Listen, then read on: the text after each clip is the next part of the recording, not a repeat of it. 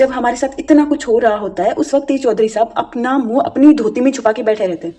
उस समय क्यों नहीं बोलते हैं? ये होते कौन है? तुम्हारी लाइफ के फैसले लेने वाले। हेलो, नमस्ते। हाल ही में राजस्थान के एक जिले जालौर की एक पंचायत ने एक फैसला सुनाया है कि महिलाएं और जो लड़कियां हैं वहाँ की, वो स्मार्टफोन यूज़ नहीं करेगी। समाज में बहू व बेटियों के पास कैमरा वाला मोबाइल नहीं रहेगा। इसके लिए उन्होंने तर्क दिया है कि हमारी संस्कृति खराब हो रही है, हमारी बच्चों की आंखें खराब हो रही है, इसलिए महिलाएं और लड़कियां स्मार्टफोन यूज़ नहीं करेगी। तो अगर ये नियम तुमने बनाया है तो सिर्फ महिलाओं के लिए क्यों? क्या पुरुषों की आंखें खराब नहीं होती है? शादी ब्याह या किसी भी प्रकार का सार्वजनिक समारोह में लेकर नहीं आ सकती। इंसान खुद हिंदी के शब्दों को ठीक से नहीं पढ़ पा रहा है, वो ये तय करेगा कि कोई लिंग विशेष को कितनी स्वतंत्रता दी जाएगी, जिसे सर्वसहमति से प्रस्ताव पास किया गया। सर्वसहमति से। जिस लिंग विशेष के खिलाफ तुम ये फैसला ले रहे हो उसमें से एक भी तुम्हारे बीच में मौजूद नहीं है। ये फैसला सिर्फ तुम्हारा है, सिर्फ तुम्हारा, जो तुम उनके ऊपर थोप रहे हो। ये फैसला सिर्फ एक नियम नहीं है, ये सीधा हमला है महिलाओं की निजता पर, उनकी स्वतंत्रता पर। तो चलिए अब बात करते हैं कि इस पर कानून क्या कहता है, संविधान क्या कहता है।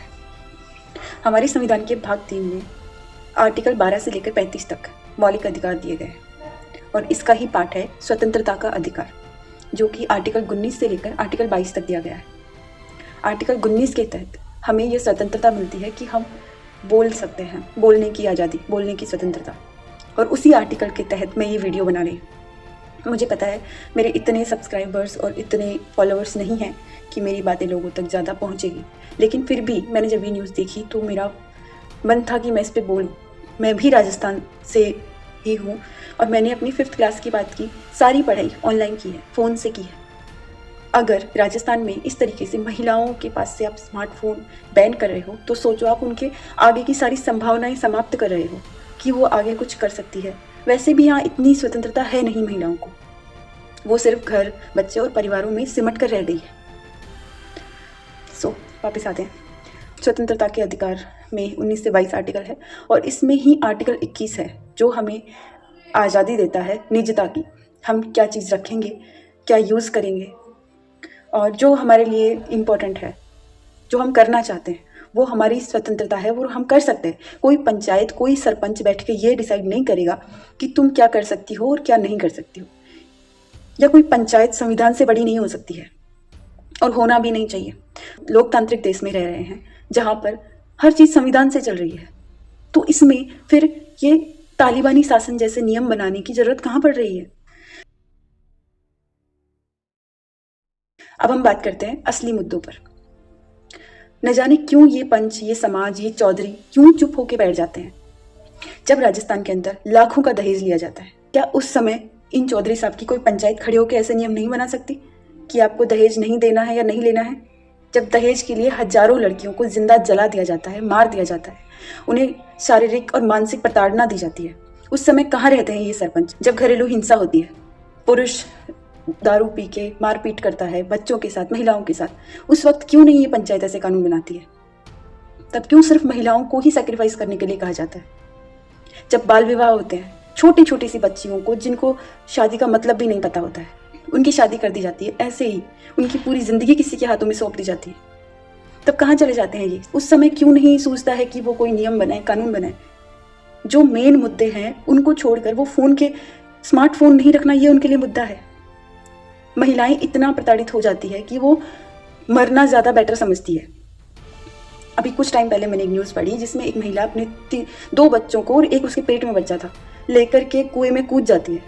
सोचो उसे कितनी शारीरिक और मानसिक प्रताड़ना का सामना करना पड़ा होगा कि उसने ऐसा फैसला ले लिया। जो माँ अपने बच्चों के लिए जान देने को तैयार रहती है, वो महिला अपने बच्चों को लेकर के मरने को तैयार हो गई। क्या इन फैसलों के लिए कुछ नहीं है इन पंचायतों के पास? 2 पर कोई फैसले नहीं सुना सकती है ये पंचायतें, नहीं बना सकती है कोई कानून? अब मेरा एक सवाल उन महिलाओं से भी है जिनके साथ ये सब कुछ हो रहा है। जिस पंचायत में ये फैसला सुनाया है, ये नियम वहाँ के 15 गांवों में लागू होगा, अगर ये हुआ तो, या किसी ने आवाज़ नहीं उठाई तो 15 गाँव में कितनी औरतें होगी, कितनी लड़कियां होगी। कोई भी तुम्हारे लाइफ के फैसले नहीं ले सकता जब तक तुम उन्हें ये आज़ादी नहीं देती हो। तुम्हें खड़ा होके बोलना चाहिए। होते कौन हो तुम हमारे लाइफ के फैसले लेने वाले? जब हमारे साथ इतना कुछ हो रहा होता है उस वक्त ये चौधरी साहब अपना मुंह अपनी धोती में छुपा के बैठे रहते हैं। उस समय क्यों नहीं बोलते हैं? ये होते कौन है तुम्हारी लाइफ के फैसले लेने वाले? तुम जब समझदार हो, बालिग हो, तो तुम्हें पता है कि तुम्हें क्या करना है। कोई भी आके तुम्हें ये नहीं बताएगा कि हमने तुम्हारी शादी कर दी है तो तुम्हें बच्चे पालने और परिवार चलाना है। कोई आके तुम्हें नहीं बताएगा ये।